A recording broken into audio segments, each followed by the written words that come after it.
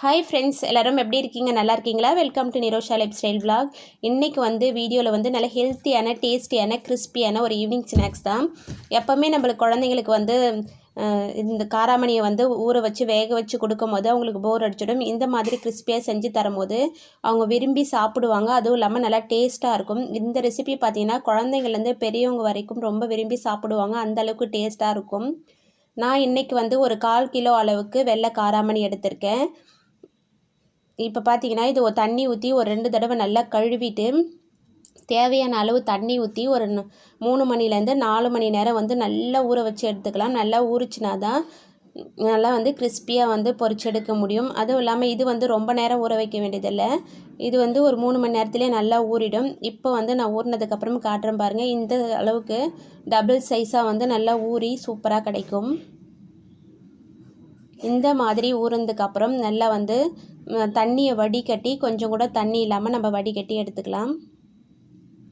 இப்போ வடிகட்டினதை ஒரு காட்டன் துணியில் போட்டு கொஞ்சம் கூட ஈரப்பதமே இல்லாமல் நல்லா தொடச்சிட்டு ஒரு 1/4 மணி நேரம் அப்படியே ஃபேன் காற்றுல விட்டுடலாம்.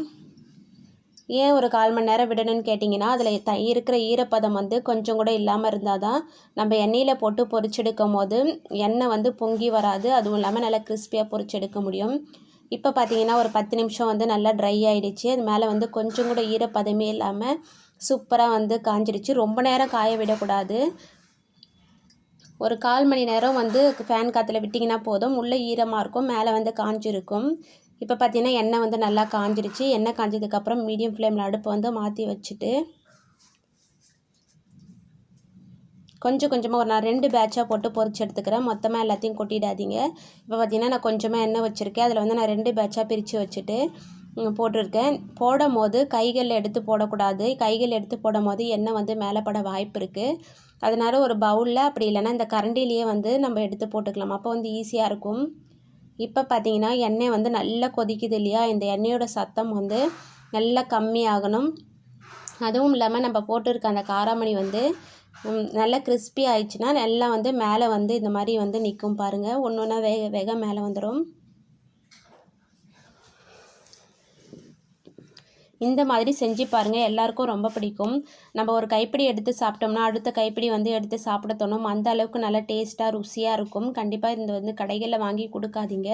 நம்மளே ஃப்ரெஷ்ஷாக பொரித்து இதுக்கு தேவையான மசாலா பொடியெல்லாம் போட்டு கொடுக்கும் போது நல்லா விரும்பி சாப்பிடுவாங்க.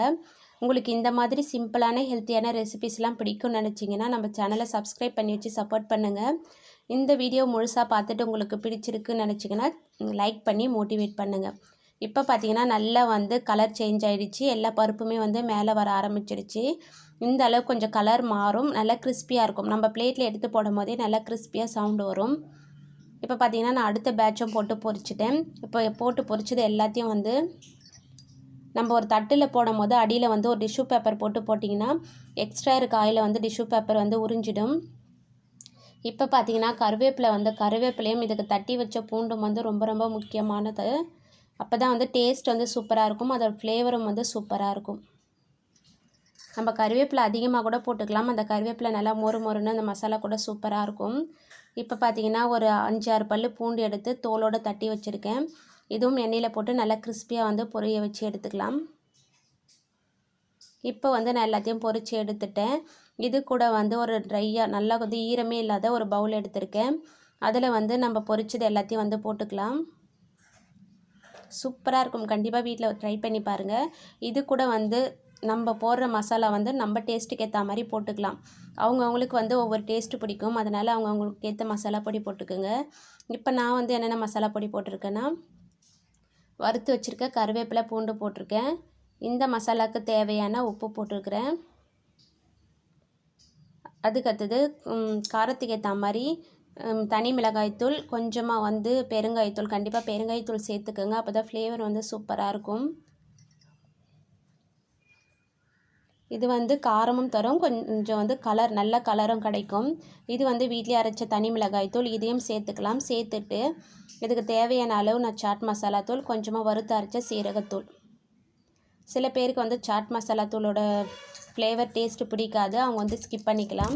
இப்போ எல்லாத்தையும் போட்டுட்டு நல்லா மிக்ஸ் பண்ணிடலாம். மிக்ஸ் பண்ணிவிட்டு செக் பண்ணி பாருங்கள்.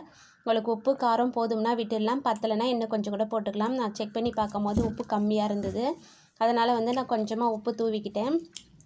இந்த மசாலா பொடியெலாம் போடும்போது காராமணி வந்து நல்லா சூடாக இருக்கணும். நம்ம எண்ணெயில் பொரித்து எடுத்த உடனே வந்து இந்த மசாலா தூள்லாம் போடும்போது எல்லா மசாலாவும் எல்லா காராமணிலையும் வந்து ஒட்டி பிடிக்கும். அப்போ தான் வந்து டேஸ்ட் வந்து சூப்பராக இருக்கும். நீங்கள் ஆறுனதுக்கப்புறம் எல்லா மசாலாவும் போட்டிங்கன்னா கொஞ்சம் கூட அது கூட வந்து ஒட்டி பிடிக்காது, காரமாகவும் இருக்காது. அதனால் வந்து நீங்கள் உங்களுக்கு எந்த டேஸ்ட்டு பிடிக்குமோ அந்த மசாலா தூளை சேர்த்துக்குங்க. ரொம்ப ரொம்ப டேஸ்டியான ஹெல்த்தியான வீட்லேயே வந்து நல்ல சூப்பரான ஈவினிங் ஸ்நாக்ஸ் வந்து மொறுன்னு வீட்லேயே செஞ்சாச்சு. இந்த மாதிரி ஹெல்த்தியான ரெசிபீஸ்லாம் உங்களுக்கு பார்க்க பிடிக்குன்னா நம்ம சேனலை சப்ஸ்கிரைப் பண்ணி வச்சுக்கோங்க. உங்களுக்கு எந்த மாதிரி ரெசிபி வேணும்னு கேட்டிங்கனாலும் நான் ஷேர் பண்ணுவேன். பாய் ஃப்ரெண்ட்ஸ், தேங்க்ஸ் ஃபார் வாட்சிங்.